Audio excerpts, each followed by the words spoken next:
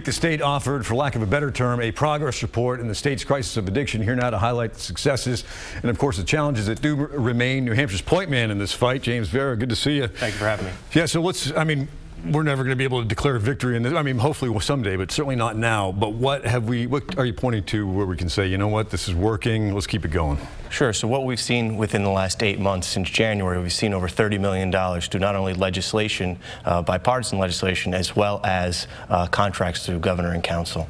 So what is working now? I mean, talk about the legislation, whether it's programs on the ground, bills, what's going on? Sure, of course. So we could simply say that there's more treatment beds within the last 6 to 8 months, and there's certainly more recovery facilities and community things like Safe Station are out there working. Yeah, so if somebody needs help, now they can pick up the phone, then they'll get help that day. That's really confident in that? Well, things will still take time, because we're building an infrastructure. Right. However, what I should say is we now have a crisis hotline, something that started on May 10th, 844-711-HELP, which we didn't have. It's a game changer where someone or their family member can call this number and seek a true crisis counselor who can help them through the process. Yeah, you've been on this job now for what, going on 6, 8 months? I mean, forgive me, for 4.5 months. 4.5 months. It seems like it's been longer. I imagine it does even for you.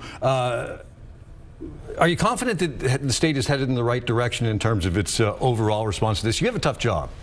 So. I am. So I've traveled about 11,000 miles in the last 4.5 months, going through, from the top of the state down to the bottom of the state and east and west. And what I continuously hear for those professionals in the field, we're making a difference. Now, that doesn't mean there's not a lot of work to be done. But again, this is not something that happened overnight. So to think that we can sort of solve it overnight is not something that will happen when we're continuously building this infrastructure. Sure. When you gave the progress report with the governor on Wednesday, you pointed to the federal government. You know what? We need more money in there. What's that dialogue like? And I mean, are they listening? Yes. We know New Hampshire's delegation, they're working, but there's a federal government who could put emergency money here. Are they hearing the call? They are. They are hearing the call, though we need it sooner than later. Yeah. All right. So what's the next step? Short term, long term? What do we need to do? In drafting the updated response, one of the things in which I discussed in there was 6-point action plan, strategic recommendations, short-term recommendations. And that means really a 6-month plan.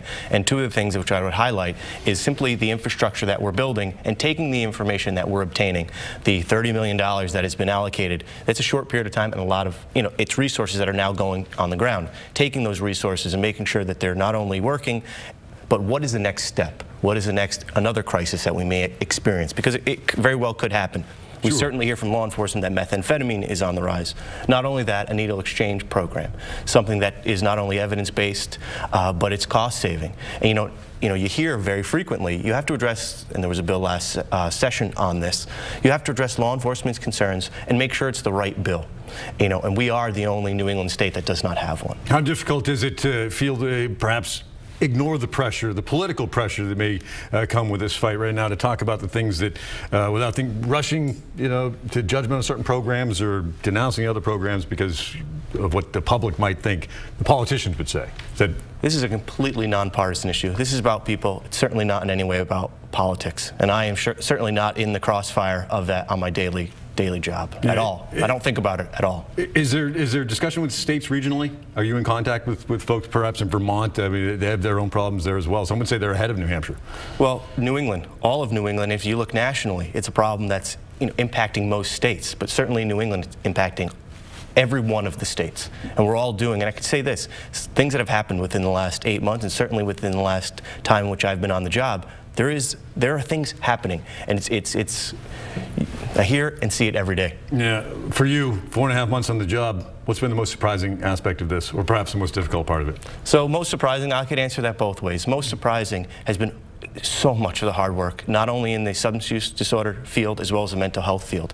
All of the work, all the dedication, all the tireless work, and all the things growing very rapidly. Most difficult, of course, is making sure that the infrastructure is built properly. Yeah, so getting everybody who cares about this issue and making a difference, rowing the boat in the same direction, I imagine. And working together. Working together. Well, you know what? I think you need a staff. I'm not going to put you on the spot for that, but tough job you have. Best of luck moving forward. Thank you. James Vera, State's Drug Czar. Don't call him that, though.